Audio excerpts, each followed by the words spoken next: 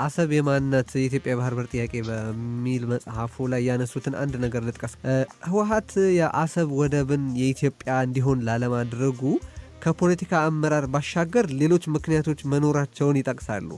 ማብራራት ይችላሉ? እንግዲህ ከፖለቲካ አመራር በተሻገረ የኢትዮጵያን ጥቅም ለኤርትራ ጥቅም አሳልፈው በመስጠት የኢትዮጵያን ጥቅም የጎዱበት ሁኔታ አለ እና ይሄም ከነኚህም ውስጥ በጣም ጎልቶ የሚታየው የዚህ የወደብ ጉዳይ ነው።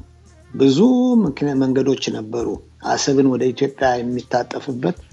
በታሪክም ሆነ በህግም አሰብ የኢትዮጵያ ሀብትና የኢትዮጵያን ጦር ሀብት ለመሆኗ ብዙ ማረጋገጫ ቢኖርም የዓለም አቀፍ ድጋፍም ቢኖርም በጊዜው የነበሩ ባለስልጣናት በተለይ አቶ መለስ ይህንን ሊከታተሉ አልፈለጉም። መቼም ባለቤቱ የጣለው ማንም ሊያነሳው አይፈልግም እና ባለቤቱ ያልጠየቀው ነገር ሌሎቹ ደፍረው እንዲሆን ብለው ሊጠይቁ አይችሉም እና በዚያ ምክንያት ያው እንግዲህ አሁን ወደብ አልባ ሆነን ኢኮኖሚያችንም ደህንነታችንም ትልቅ አደጋ ውስጥ ነው ያለነው።